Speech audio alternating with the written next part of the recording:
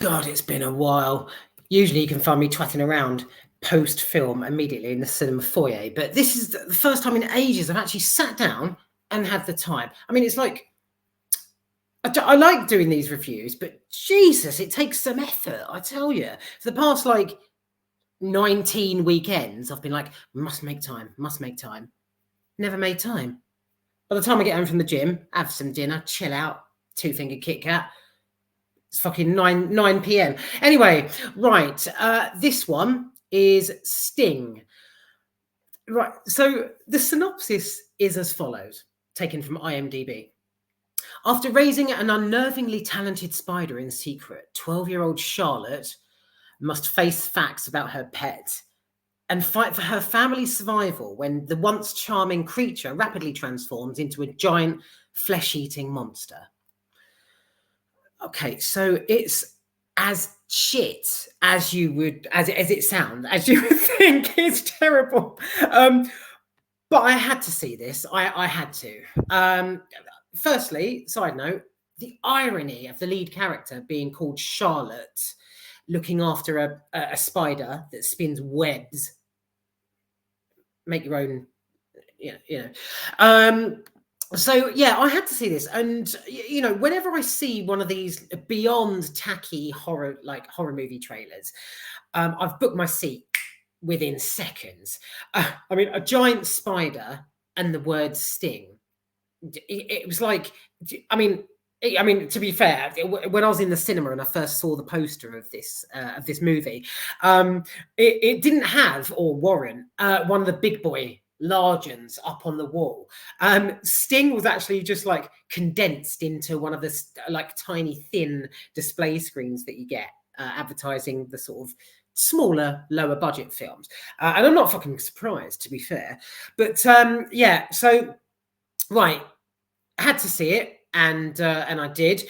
I had imaginings of the vulnerable characters in the films not only being backed into corners in sheer terror, but perhaps the spider him or her, they themselves, came, perhaps it came with like a venom or something like deliciously nasty, i.e. every time it attacks one of the characters, it doesn't just sort of pounce, but it stings when it sort of latches onto them, if that makes sense. So the whole thing I found incredibly creepy, the concept, and yeah, so and it's just weird, isn't it? Like a spider like stinging you. Oh God, ew. So I went to see it, and well, did it have any sort of sting or venom? I mean, it was kind of slimy from what I remember, but yeah, it didn't do any of that. So my first point is why did the lead character name the spider Sting? There's an in the opening scene, you see planet Earth and something like a meteorite hurtling towards it, and there's a song that plays at that moment. I don't know if it's Sting or not. I can't be asked to do the research, but I'm assuming that music was sort of because of the film. But why did she call it Sting? Like she gets it in the jar and she's like, I'm gonna name you Sting. Why? So yeah, I don't know if Charlotte was a fan of the musician or if it was a comic book character or something. It's unimportant, but I just wanted a reason behind the name. For fuck's sake, I can see a straight eyebrow there.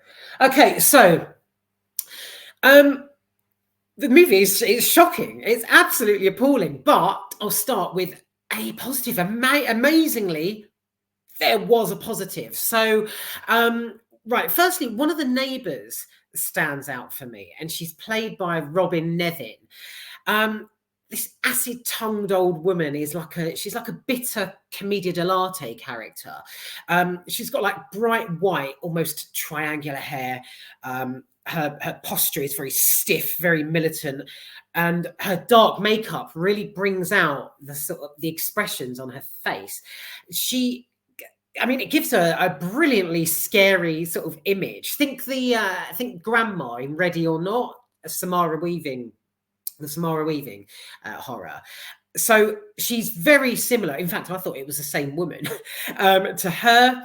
And she's got this like permanently miserable attitude, sort of license to reprimand anybody who crosses her path, whether they've done something wrong or not. She's fucking amazing. So shout out to Robin Nevin. You did fucking brilliantly. She was actually, I would go as far as to say she was better than the lead character, her, like the little girl and her father put together. So yeah, every scene she appears in is instantly amplified by her almost grotesque facial expressions and sort of you're fucker, sort of mouth hanging open, that screaming, and she's like, I just fucking loved her. And every time she appeared, I was proper creeped out. She's really like, but yeah, she's like, oh my God, get this fucking thing out of here. Get this fucking thing out of here. Like, her sentences are so short and sharp and brilliant. Excellent. I loved her. Loved her. Another positive of the film. Oh, shit. Okay, so I think that's the only one. I mean, the film itself is so tacky that it's brilliant, I suppose. It's one of those ones that you just do not have to focus on whatsoever. The plot and the concept is so incredibly, stupidly simple that you can just let it whoosh straight over. Bang. So yeah, Robin Nevin and the plot itself, they're the main two positives I can think of at the moment. So the opening, I just wanted to discuss the opening scene. Am I the only person, the only viewer who is to see this film who was really confused about Charlotte's mission at the beginning? She basically breaks into one of her neighbour's apartments. Is it a grandma? Can't remember, wasn't interested. But she breaks into one of her neighbour's apartments in order to steal this like a tiny egg meteorite thing that's just crash landed from outer space. I just couldn't fathom. I felt like I joined halfway through the film, even though this was the opening scene. Firstly, how the fuck did she know where it had landed? How did she see it or know it was arriving? It was as if like she was actually expecting the arrival of Sting, like the lines of communication had opened up between planet Arachnike and herself. And, you know, someone had given her a buzz to inform her of a special delivery or something. She, you know, the character and the alien spider, they were linked right from the beginning in a really bizarre kind of have I missed something fashion. It was really weird. So that bit, it just baffled me, really, the opening scene. It set the film up in the way that made me feel like I'd missed an hour and a half or something. I was thrown in at the deep end, wondering, like, you know, should I know what was happening? Should I have read a prologue here or something? It was just bizarre. So, moving swiftly on to the attacks. Now, they were just too bizarre and lame, actually. I mean, to be honest, I've seen much more freakier action in an episode of like a various Goosebumps episodes back in the mid-90s. I was honestly more freaked out like during many of them than I was in this film. Like, it actually goes as far as to use the lifeless body being dragged across the floor by something you can't see concept.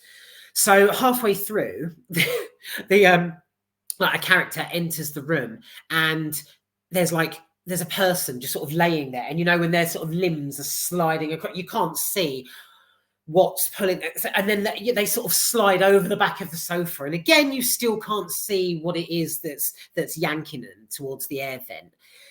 It's one of those. So it's beyond, absolutely beyond tedious. It's like I'm honestly, just a brief sub note, I'm wondering if the producers, like the director, did this on purpose, just to take the piss out of horror films, out of sort of freaky insect sci-fis. I mean, I can't for the life of me fathom why it was so bad.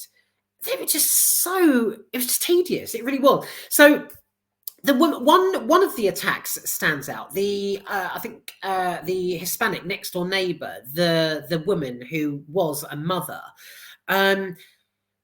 Why the hell was her attack so lengthy and came sort of in separate parts? Like Sting, I think, what's he do? He goes into her mouth, I think. He like enters her. It's horrible to watch. It's fucking vile. So yeah, he goes in the mouth, down the throat, and then you see her throat like boom, boom, boom, boom, boom, boom. It's, oh god, honestly, it's a horror. I mean, it's like, you know, most of these things were lame. This was just fucking horrible for the sake of it.